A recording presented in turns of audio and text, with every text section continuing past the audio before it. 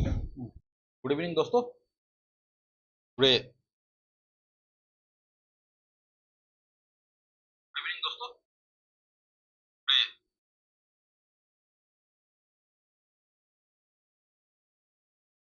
We are going to discuss.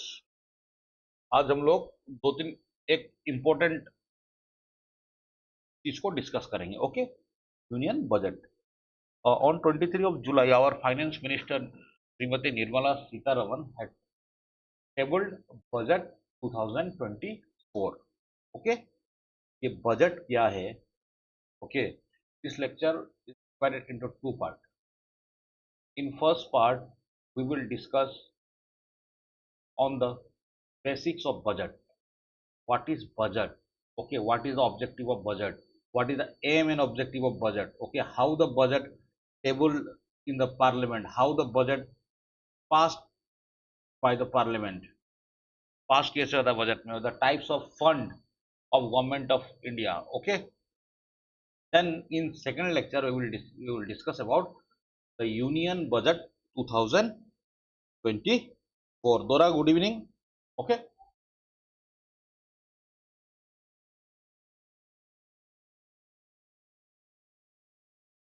let's see what is budget. और interesting बात देखो आप लोग कि हमारा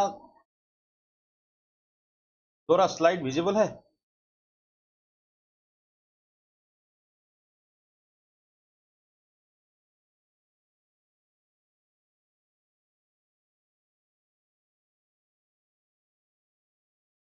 और okay, I am audible also ना?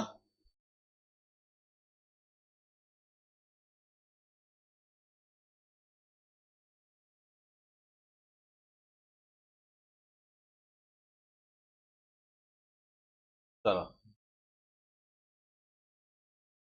हम लोग बोलता है budget budget budget budget budget, but in our Indian constitution ये वर्ड है ही नहीं। The term budget is not in our constitution.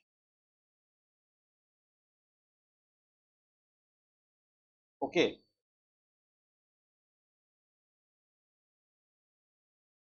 अब ये बजट जब नहीं है तो इसको यूज क्यों करता है? फॉर इजनेस, इजी होता है ना। एक लेमैन को भी हम लोग समझाने के लिए बोल दो कि ये बजट है। ओके, तब अब क्या बोलता है इसको कॉन्स्टिट्यूशन में? आ जाओ देखते हैं। It was called as annual financial statement. Article 112 of our Indian Constitution spoke about annual financial statement. अब ये स्टेटमेंट में क्या है? Okay, what is annual financial statement? अगर देखो आप लोग सिंपली अगर बजट को समझा जाए तो हम लोग अपना बजट बनाता है ना कि चलो हाँ ये महीने हम लोग को हमारा हाथ में 5,000 रुपया है, तो इससे हम लोग 2,000 का ड्रेस खरीदेगा, 300 रुपया मोबाइल रिचार्ज होगा, 500 रुपया का फास्ट फूड खाएगा। ओके, और 1,000 सेविंग करेगा। ओके, तो ये क्या हो गया? हमने प्लान बनाया। क्या बनाया? अपना एक्सपेंडिचर का प्लान बनाया। वो हमारा एक्सपेंडिचर का क्या प्लान है। और जो 5,000 आपका हाथ में, वो क्या आपका इनकम है। Okay, income means receipts. Okay, वो आपका रिसिप्ट्स है। तो बजट में क्या होता है? It is the statement of estimated receipts and the expenditure of the government in A financial year. In India, we all know that our financial starts from 1st April and it ended on 31st March. Okay, चलो, अब ये हमारा, अब it is a statement of estimated receipts and expenditure. Means ये साल में government का कितना इनकम होगा, कितना खर्चा होगा, वो जो एस्टिमेटेड एक रिपोर्ट में दिया जाता है, स्टेटमेंट में बताया जाता है, that is called budget. Okay, अभी हम लोग रिसिप्ट क्या है, एक्सपेंडिचर क्या है, okay, capital receipt, revenue receipt उसको आगे आने वाले स्लाइड में डिस्कस करते हैं। उससे पहले समझते हैं बजट में क्या क्या होता है। In addition to date the statement of the estimated receipt and expenditure, what other content available in the budget? Let's see. दूसरा, ए estimates of revenue and capital receipt, इसमें हम हमारा रेवेन्यू और कैपिटल रिसिप्ट कितना आएगा, ओके, वो हम लोग एस्टिमेट करते हैं। देखो जहां रिसिप्ट आ गया, रिसिप्ट मींस इनकम, ओके, थोड़ा समझ में आ रहा है?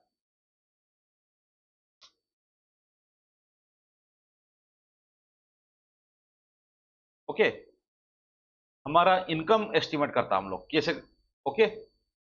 Second, the way and means to raise revenue, हम अपना इनकम रेवेन्यू बढ़ाने के लिए तरीका और रास्ता दोनों कैसे निकालेंगे, इसका हम लोग वो करते हैं, क्या बोलता है,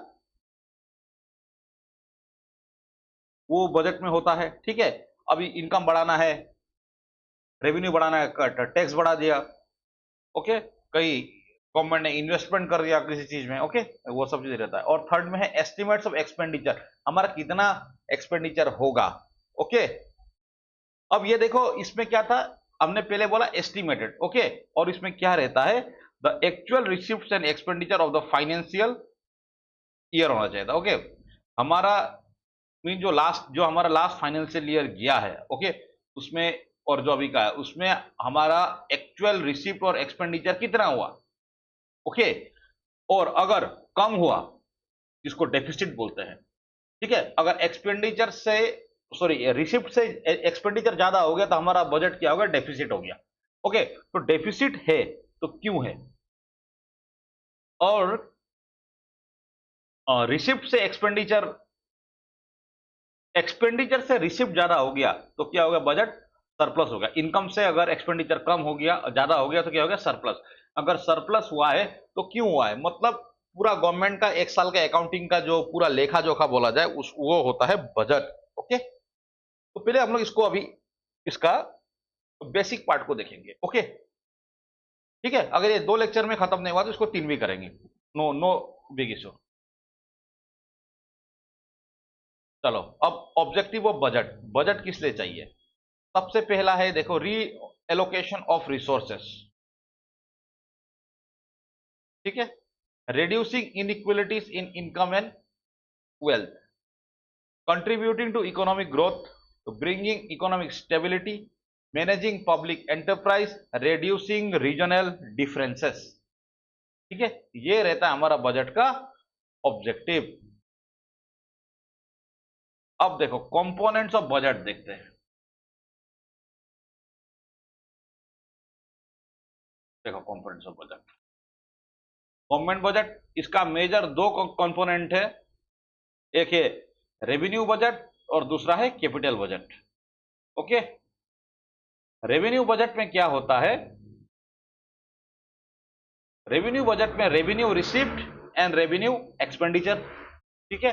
अब ये क्या है, रेवेन्यू रिसिप्ट क्या है, रेवेन्यू एक्सपेंडिचर क्या है, इसको हम लोग आने वाला स्लाइड में देखेंगे, ओके, थोड़ा पेशेंस रखो, ठीक है। अब capital budget, second number, capital budget में क्या है, कैपिटल रिसिप्ट क्या है और कैपिटल एक्सपेंडिचर क्या है, ठीक है। और अगर हम लोग अब लेबेन का भाषा में देखा जाए तो देखो रेवेन्यू रिसिप्ट में क्या क्या आता है, एक होता है टैक्स रेवेन्यू, दूसरा नॉन टैक्स रेवेन्यू, ये 2 रेवेन्यू हमारा आना, ठीक है।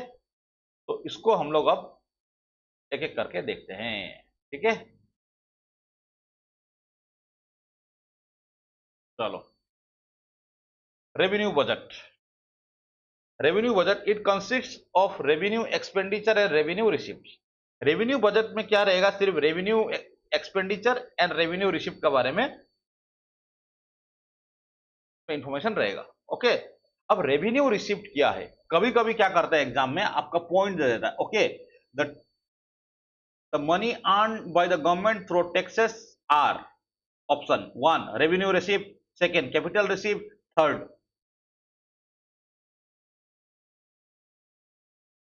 रेवेन्यू एक्सपेंडिचर बोल के आपको क्वेश्चन पूछता है। अभी हमको एक एक करके देखेंगे। चलो, revenue receipt, Revenue received are received which do not have direct impact on the assets and liabilities of the government.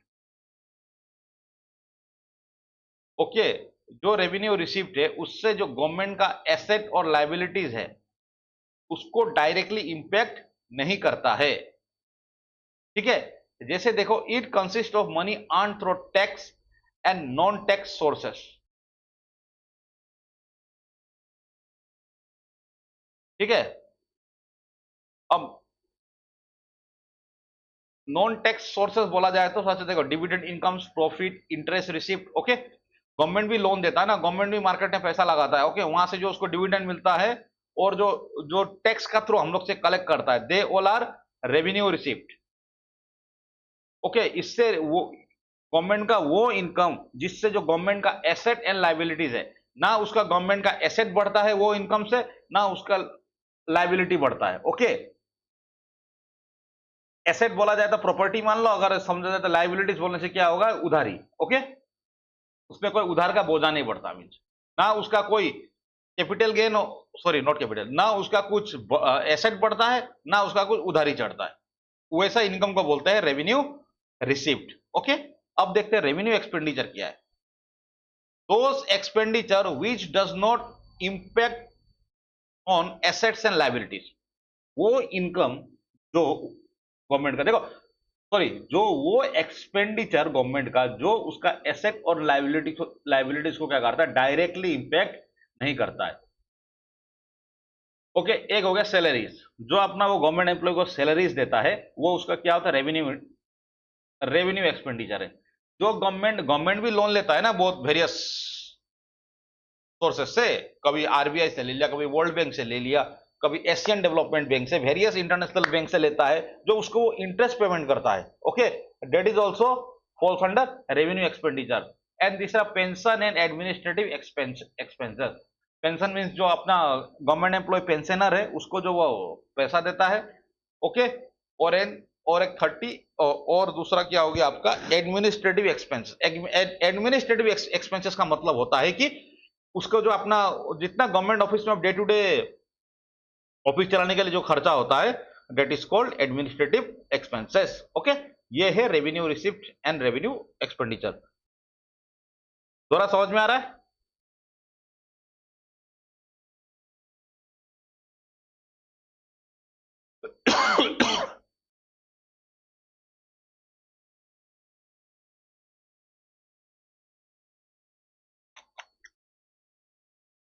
चलो, अब दूसरा अब क्या देखेंगे हम लोग।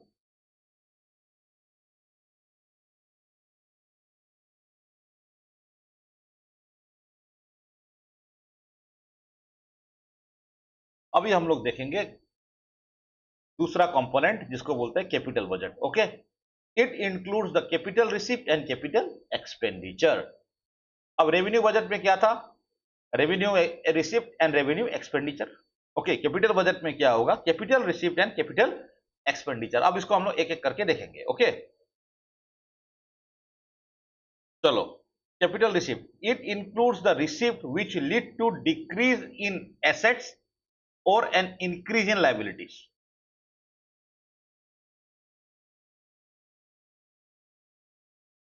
देखो,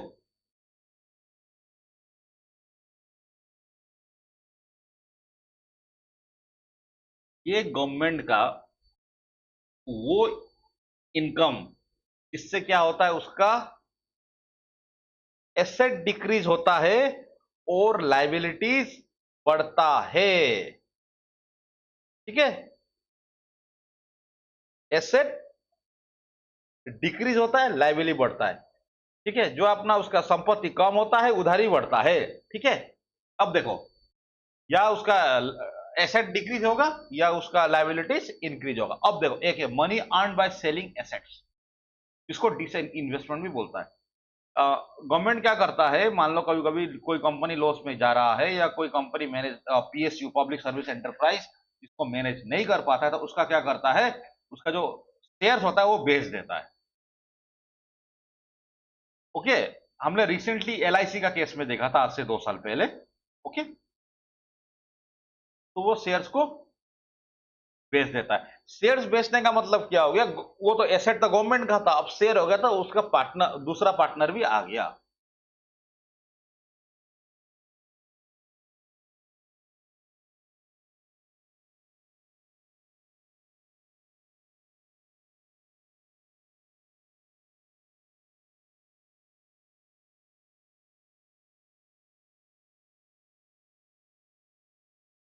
मान लो ये अब गवर्नमेंट का पूरा शेयर है, ओके, पूरा शेयर है, ये चारों शेयर है, ये है चारों पार्ट गवर्नमेंट का। अब ये उसको गवर्नमेंट ने इसको डिसइन्वेस्ट कर दिया, मीन्स अपना शेयर जो पब्लिक एंटरप्राइज उसको दूसरा को बेच दिया, तो क्या हो गया, इसका पूरा एसेट तो नहीं रहा, क्या हो गया, इसमें एसेट लॉस हुआ। ओके, ठीक है, तो इसको ये बेच के पैसा तो मिला ना गवर्नमेंट को, इनकम तो हुआ, इनकम हुआ, इसलिए इसको रिसीव्ड बोला हम लोग, है क्या नहीं। तो लेकिन क्या हो गया, एसेट डिक्रीज हो गया, ठीक है, तो ये क्या हो गया आपका capital received. Okay, money received in the form of borrowings or repayments of loan by the state।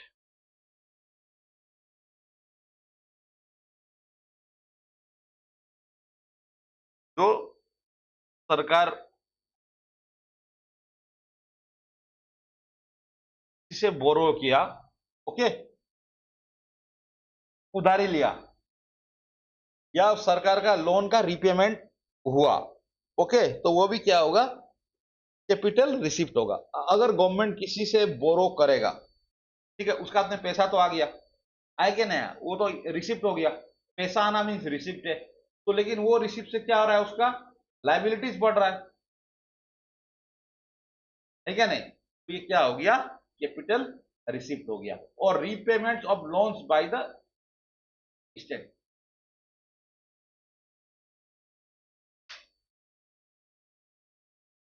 ठीक, अब आओ कैपिटल एक्सपेंडिचर। कैपिटल एक्सपेंडिचर क्या है, it is used to create assets and to reduce liabilities. ऐसा expenditure जो आपका क्या करेगा,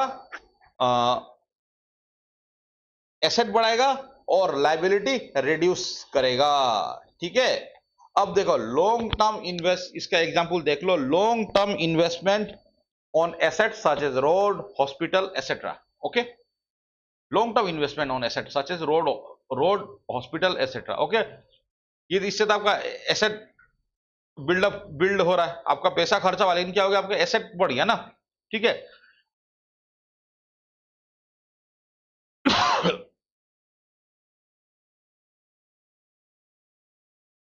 अब देखो, money given by government in the form of loans to state, जो पैसा गवर्नमेंट स्टेट्स को क्या करता है, लोन देता है, वो भी कैपिटल एक्सपेंडिचर है, ओके। आपने स्टेट का लोन दिया तो आपको इंटरेस्ट मिलेगा उससे, एसेट बढ़ गया। एंड रिपेमेंट्स ऑफ बोरोइंग, ठीक है, हमने जो बहुत वेरियस जगह से लोन लिया उसको हमने रिपेमेंट किया, अगर हमने लोन रिपेमेंट किया तो क्या हो गया, हमारा लायबिलिटीज घट गया, ठीक है। ये है आपका capital expenditure and capital receipt.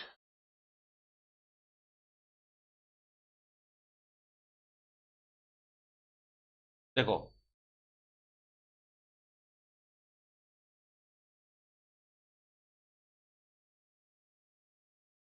तो समझेंगे, हाँ, इसमें क्या था, revenue receipt, revenue expenditure,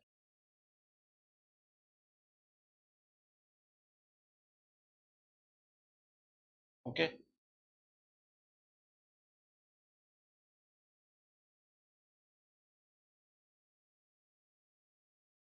receipt, capital expenditure.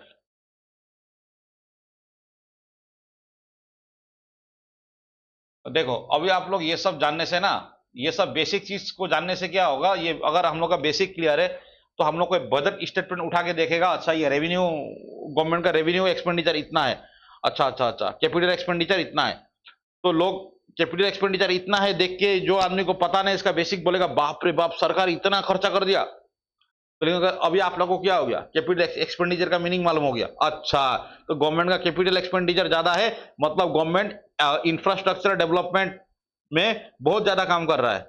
Okay, अपना लाइबिलिटीज को कम करने के लिए अच्छा काम कर रहा है। लाइबिलिटीज कम होगा तो क्या होगा, उसका physical deficit and current account deficit क्या होगा, कंट्रोल में आएगा, है क्या नहीं।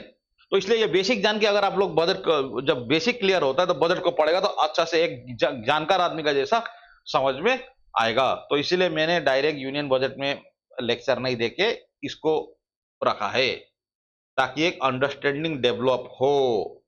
ठीक है, देखो अब ये बात रहा, जो रेवेन्यू बजट में क्या है, देखो इसको सरकार का एसेट और लाइबिलिटीज से कुछ लेना देना नहीं है। अब इसको देखने से क्या होता है, ये tax and non tax income था, रिसिप्ट, ओके। और रेवेन्यू एक्सपेंडिचर, सैलरी देना, एडमिनिस्ट्रेटिव एक्सपेंसेस तो हम लोग ये क्या मान सकते हैं रेवेन्यू रिसिप्ट को, डेली का, डेली इनकम एंड एक्सपेंडिचर, एक लेमैन का भाषा में समझा जाए तो ये गवर्नमेंट का डेली का इनकम एंड एक्सपेंडिचर। अब देखो कैपिटल रिसिप्ट में क्या है,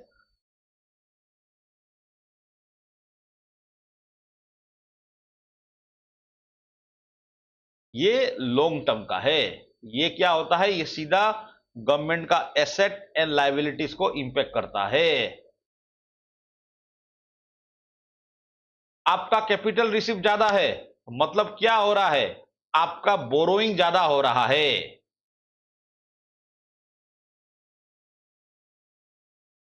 हाँ, या आपका लाइबिलिटीज, आप आप ऐसा देखा गवर्नमेंट का, अच्छा कैपिटल रिसिप्ट इतना है, मतलब गवर्नमेंट वेरियस फॉरेन बैंक से ज्यादा लोन ले रहा है, ओके। और जो गवर्नमेंट अपना जो एसेट है उसको बेच रहा है, ओके। इससे ये मालूम होता है, ठीक है। और कैपिटल एक्सपेंडिचर देख के आपको क्या मालूम होगा, अच्छा अरे यार गवर्नमेंट तो पूरा अच्छा काम कर रहा है यार, ये तो एकदम इंफ्रास्ट्रक्चर डेवलपमेंट इसका अच्छा हो रहा है, लाइबिलिटीज भी कमती हो रहा है। तो ये रहा आपका revenue budget and capital budget का ऊपर ये सब चीज, ठीक है, भाषण था। चलो अब आगे बढ़ता है। अब देखो टाइप्स ऑफ बजट, देखो balance, surplus and deficit budget. Balance budget क्या है,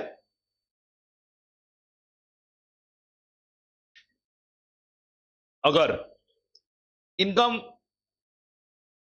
if expected expenditure is equal to the anticipated receipts या revenue for a fiscal year, अगर एक्सपेक्टेड एक्सपेंडिचर और एंटिसिपेटेड रिसिप्ट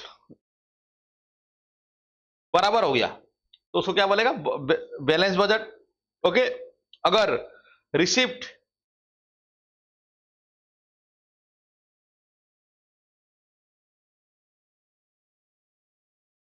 अब देखो surplus budget, a budget set to be surplus if expected expenditure is equal to the anticipated receipt for a fiscal year when the expected revenue surpass the estimated expenditure। अगर जो revenue अगर expenditure को पार कर दिया,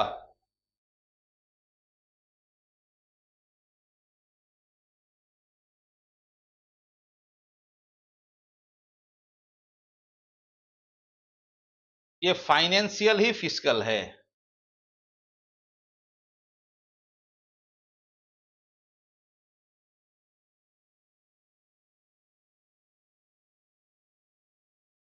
okay,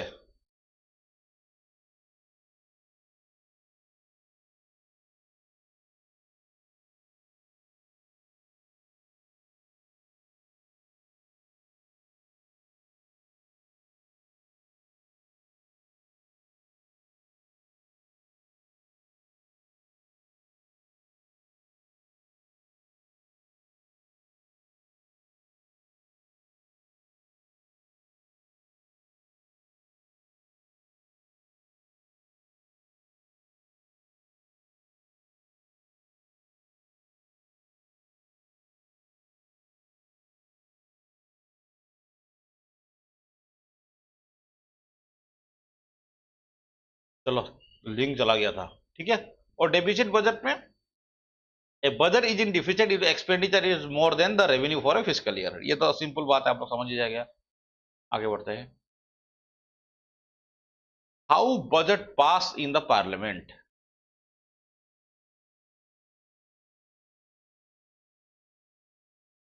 चलो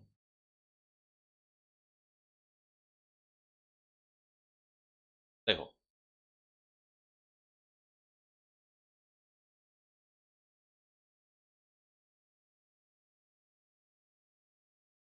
अब budget कैसे पास होता है। Presentation of budget, finance minister budget को प्रेजेंट करता है, ठीक है। उसके बाद जनरल डिस्कशन होता है, ठीक है। पार्लियामेंट में वेरियस कमिटी है, तो उसको क्या करेगा, उसको फिर क्या होगा,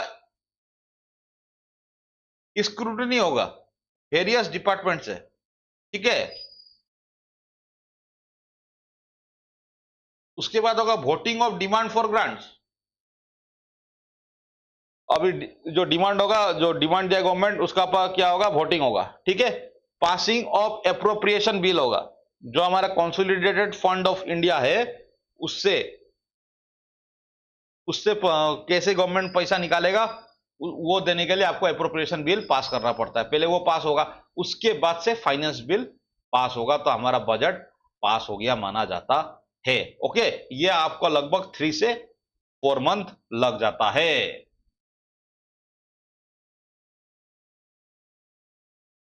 ठीक है। द बजट डिवीजन ऑफ, अब बजट कौन बनाता है, the budget division of the department of economic affairs in the ministry of finance is the nodal body responsible for preparation of budget, ठीक है। अब इंडिया में पहला बजट किसने प्रेजेंट किया था, first budget of independent India was presented in 1947 by Rakesh Sanmukham Sethi, okay. He was the first finance minister of India. और अब आप लोग क्वेश्चन पूछ सकता है, सबसे ज्यादा बार, ज्यादा टाइम बजट प्रेजेंट करने वाला फाइनेंस मिनिस्टर कौन है, वो है, उसका आंसर होगा Morarji Desai. He had presented budget for 10 times, okay. और हमारा जो निर्मला सीतारमन ने कितना बार प्रेजेंट किया है, आप लोग हम थोड़ा कमेंट में बताइए, शायद 5 बार है ना 7 बार है, आप लोग मुझे कमेंट में बताना, ठीक है। चलो, अब what is an appropriation bill. Appropriation bill क्या है, देखो, it is introduce in the Lok Sabha after discussion on budget proposal and voting on demand for grants. इसके बाद एप्रोप्रिएशन बिल बजट में एप्रोप्रिएशन बिल लोकसभा में टेबल किया जाता है। अगर आप लोगों को कोई बोल देगा, क्या क्वेश्चन पूछ दिया, क्या राज्यसभा में बजट टेबल हो सकता है, आंसर होगा no, because it is money bill, okay. Money bill का राज्यसभा से कोई लेना देना नहीं रहता है, ठीक है। हाँ, राज्यसभा डिस्कशन करेगा, उसमें अपना सजेशन देगा, बट ये लोकसभा का अंडर में है कि उसका बात माने या ना माने, ठीक है। तो जो एप्रोप्रिएशन बिल पास होता है, जब बजट का ऊपर डिस्कशन हो गया, voting for demand for grant हो गया, उसके बाद क्या होगा, एप्रोप्रिएशन बिल इंट्रोड्यूस होता है, ठीक है। अगर एप्रोप्रिएशन बिल हाउस में पास नहीं हुआ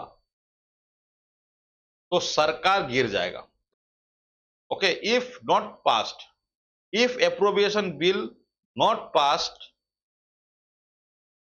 lead to the resignation of government और ए जनरल इलेक्शन, सरकार गिर के इलेक्शन भी हो सकता है, ठीक है। अब एप्रोप्रिएशन बिल क्या है, अभी आगे हम लोग पढ़ेगा गवर्नमेंट फंड, उसका आगे ये बताना जरूरी है। देखो, जो गवर्नमेंट का कंसोलिडेटेड फंड ऑफ इंडिया है, कंसोलिडेटेड फंड, ओके, उससे सरकार अपना मर्जी से पैसा नहीं निकाल सकता है, ठीक है। उसको वहां से पैसा खर्चा करने के लिए सरकार को एप्रोप्रिएशन बिल हाउस से पास कराना पड़ता है। ठीक है, नहीं तो क्या है भाई, सरकार का खजाना है, हम फाइनेंस मिनिस्टर बनाए, चलो इस बार लूट लेता है, ऐसा नहीं होता है।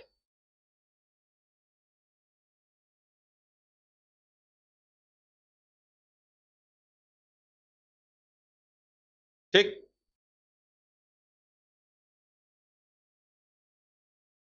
तो अब कंसोलिडेटेड फंड ऑफ इंडिया आप लोग का दिमाग में आया। कंसोलिडेटेड फंड क्या है, गवर्नमेंट का कितना टाइप का फंड होता है, इसको हम लोग अभी आने वाला स्लाइड में देखने वाला है। ओके,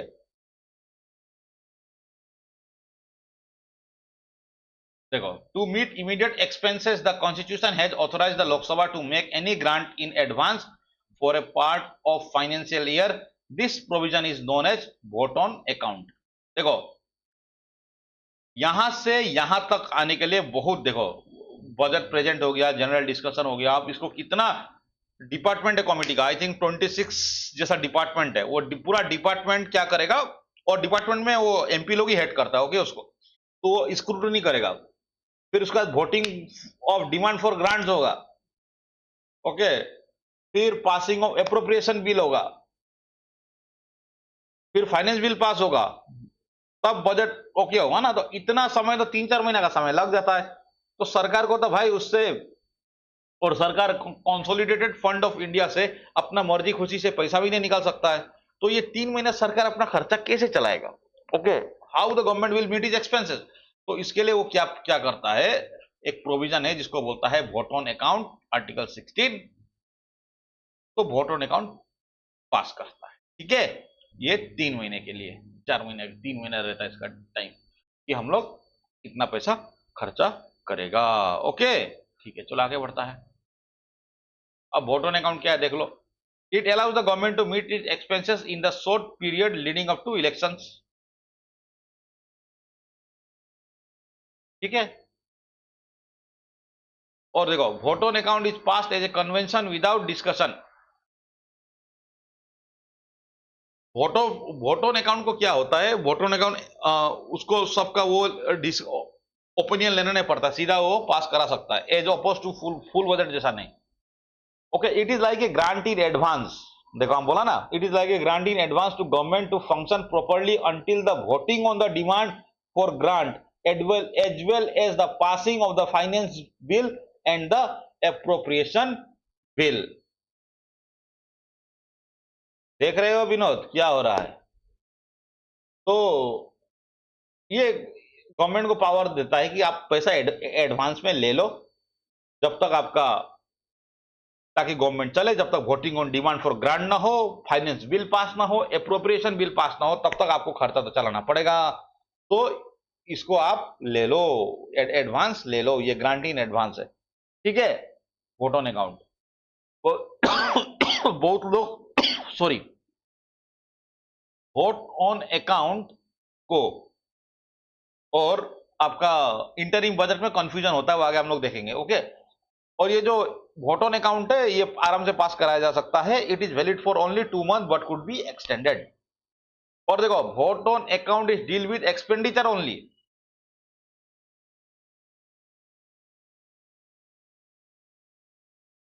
तो गवर्नमेंट इससे सिर्फ अब इतना इतना खर्चा करेगा, यही परमिशन ले सकता है, ओके। ऐसा नहीं कि हम लोग बिना किसी का परमिशन से वोट ऑन अकाउंट ले सकता है, पैसा लेके पूरा जनता में बांट देगा, अपना इलेक्शन कैंपेनिंग हो गया, वो भी नहीं होगा, ठीक है, ओनली एक्सपेंडिचर। ठीक है, ये है आपका वोट ऑन अकाउंट। अब इंटरिम, और देखो ये हर साल पास होता है, ओके, ये government vote on account budget देने का पहले करता ही है, ठीक है। अब आ गया इंटरिम बजट। देखो, आज से ये जुलाई 23 में गवर्नमेंट ने फर्स्ट फुल बजट टेबल्ड किया, और आपने देखा होगा फरवरी 1, 2024 को भी निर्मला सीतारमन ने एक बजट टेबल किया था हाउस में, ओके। तो उसको सब लोग बोला था, क्या बोला था वो, क्या था, इंटरिम बजट था। क्यों?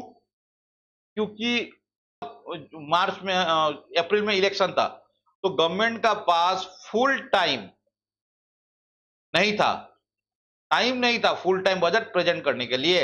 और इसमें दो ही कारण रहता है, इंटरिम बजट कब लाया जाता है, या तो गवर्नमेंट का पास टाइम नहीं है या इलेक्शन आने वाला है, ठीक है। और जनरली जो टाइम नहीं है बोलता है वो जनरली इलेक्शन आने वाला टाइम ही रहता है। An interim budget is presented by the government if it does not have the time to present a full budget और if the general election are around the corner. If in case the election are nearing, it is only correct that the incoming government frame the full budget, ठीक है। अब देखो फरवरी में निर्मला सीतारमन ने जो budget table किया था वो फुल प्रेजेंट बजट नहीं था, वो क्या था, इंटरिम बजट था। क्यों? क्योंकि अप्रैल में इलेक्शन होने वाला था। इलेक्शन होने का बाद तो बीजेपी ही गवर्नमेंट बनेगा श्योर नहीं है ना, कोई दूसरा ही गवर्नमेंट बना सकता है। तो जब ऐसा इलेक्शन नूक एंड कॉर्नर में घूम रहा होता है, जब उस टाइम में जो बजट लाया जाता है that is called interim budget. In case the government is not able to present the full budget before the end of the financial year, it will require parliamentary approval for incurring expenditure in the new financial year until a new budget is passed, ठीक है।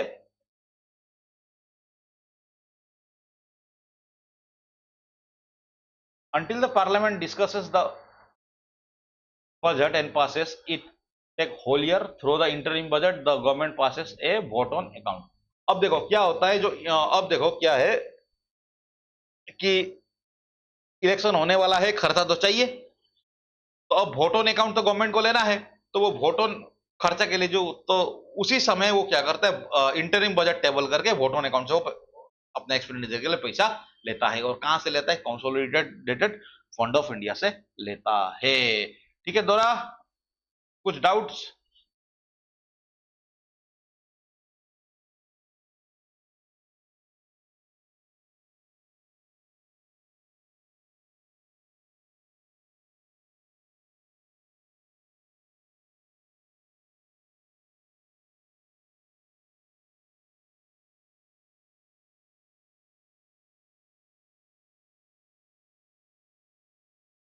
ठीक है, चलो अब आगे बढ़ते हैं।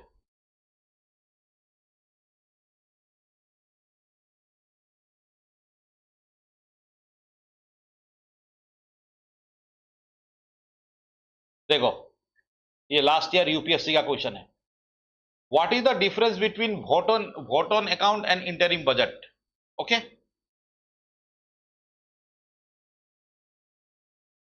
Vote on account actually it is a क्या है, advance in grant to meet the expenses of the government till the passage of full budget, okay। An interim budget is a budget tabled by the government when the general election is knocking around the corner and the government don't have time to present full fledged budget for that financial year, okay. दोरा अभी clear हुआ?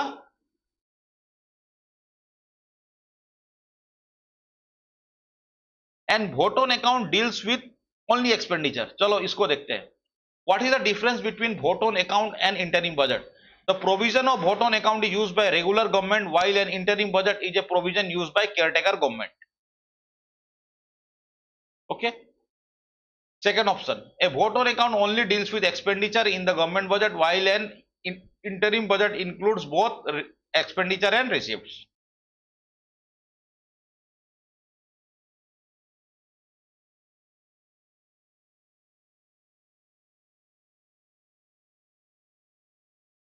वाह, bang on right answer, okay. और option क्या है, vote on account, option 2 correct है, only 2, okay.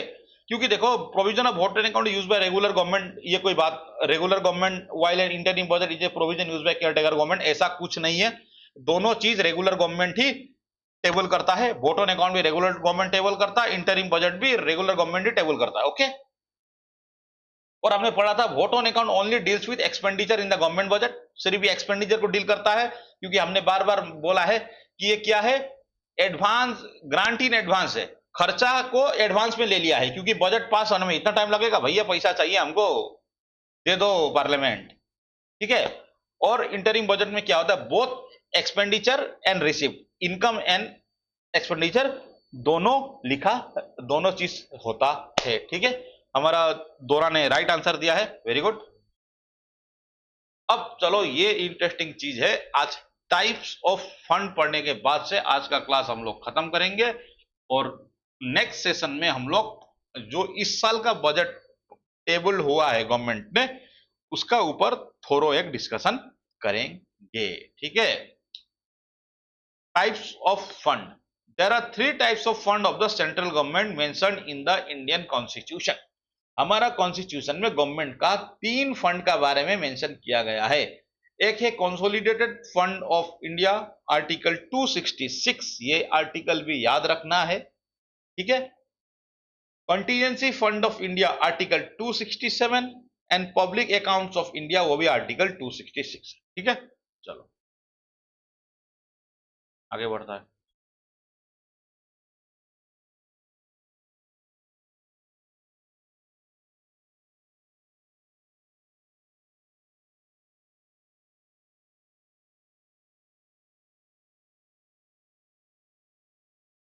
एक minute रुको, हाँ।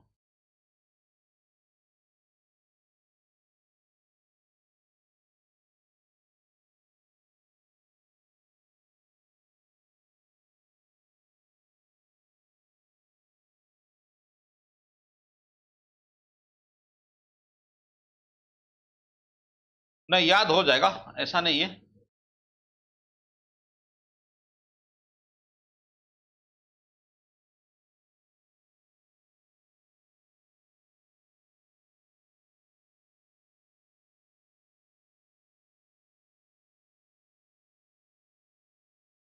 चलो,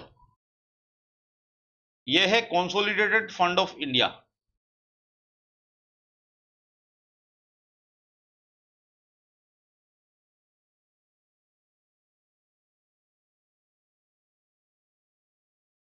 देखो,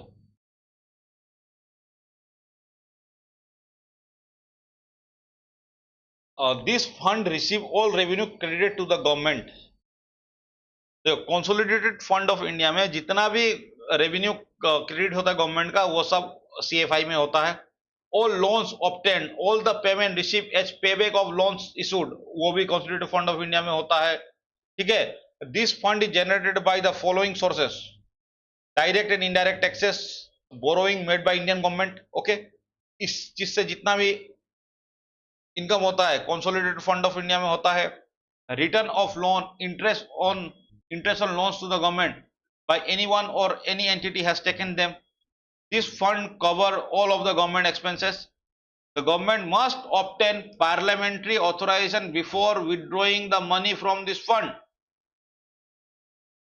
ठीक है, इससे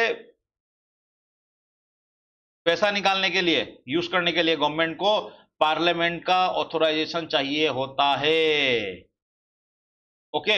The provision for this fund is stated in article 266(1) of the Indian Constitution, ठीक है। और ये जो हम लोग जो पार्लियामेंट्री ऑथराइजेशन है, उसी को बोलते हैं एप्रोप्रिएशन बिल, ओके।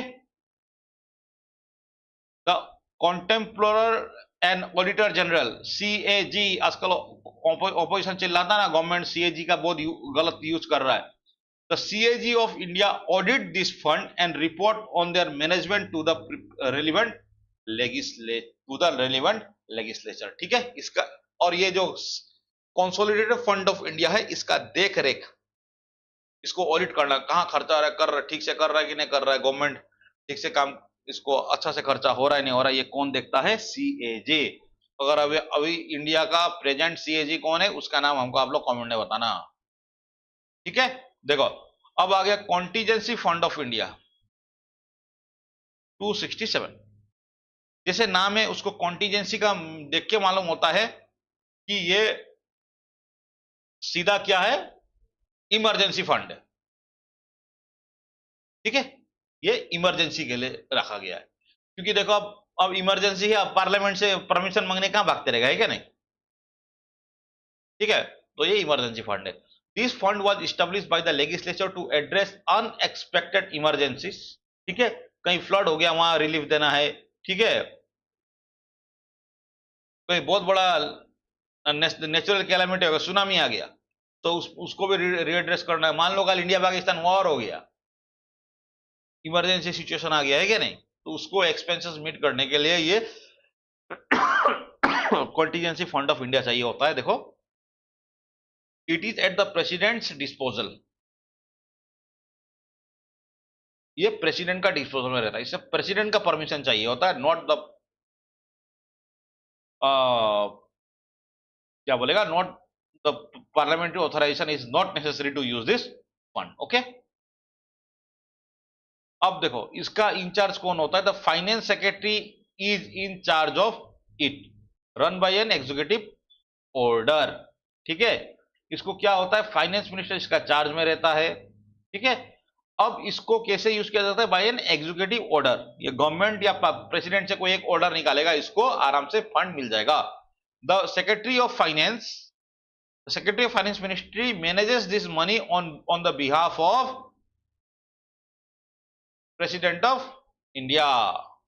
ठीक है, the provision for this fund is content in article 267(1) of Indian constitution. देखो, अब ये क्या है, it has corpus of ₹500।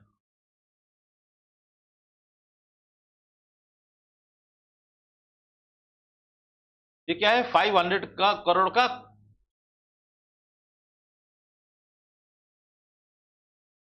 Corpus है।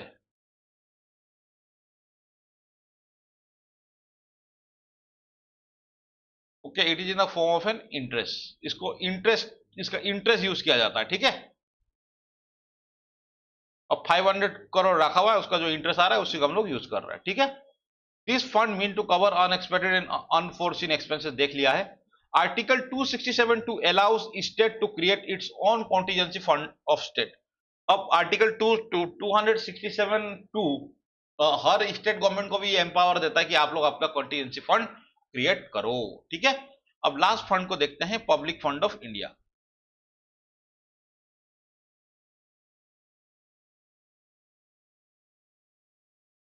पेमेंट आर नॉर्मली पर public account of India, article 266।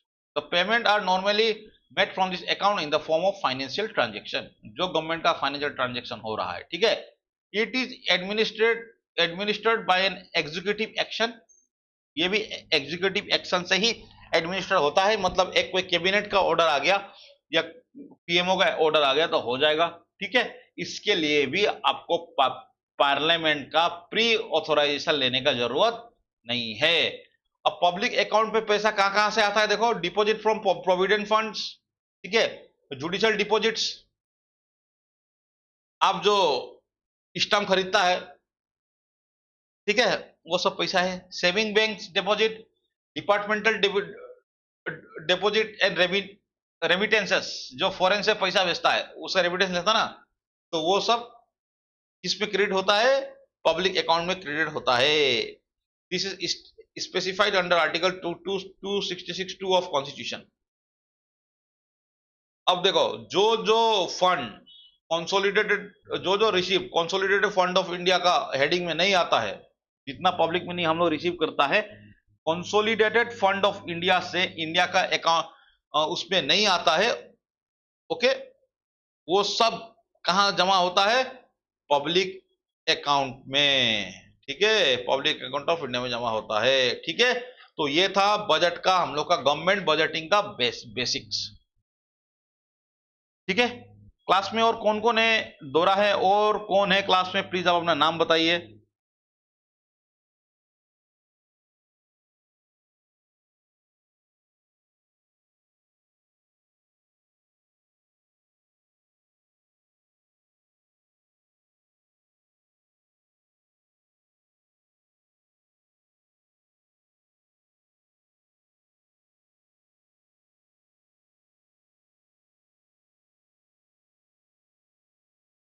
अभी आप लोग क्लास में जो जो है कुछ डाउट है तो पूछिए, तो और बाकी हम लोग तो इस साल का बजट है, वी विल डिस्कस ऑन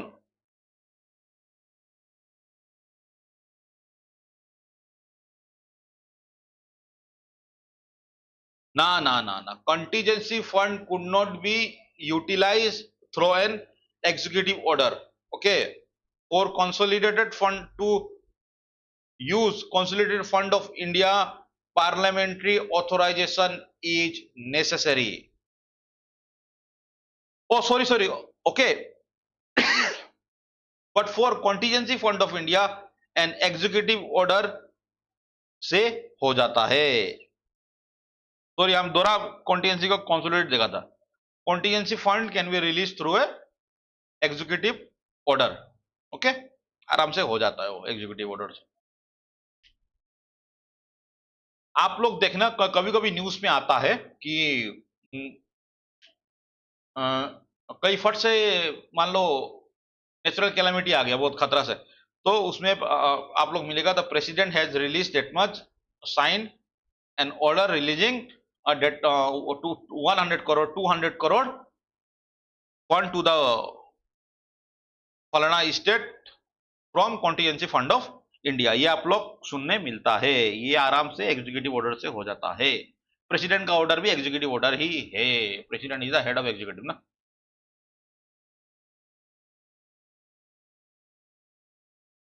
ठीक है, और कुछ क्वेश्चन?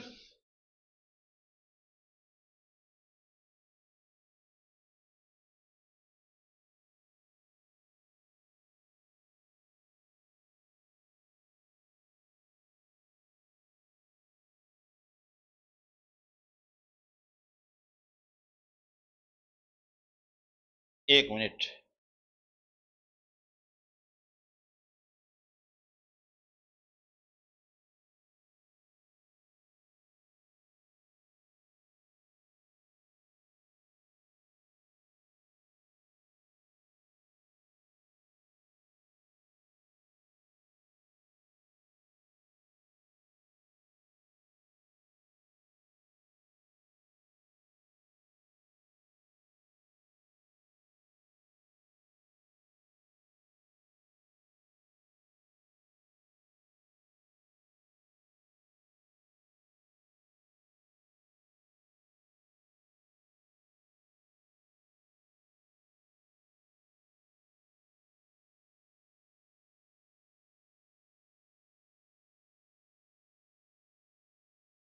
तो चलो आज के लिए इतना ही.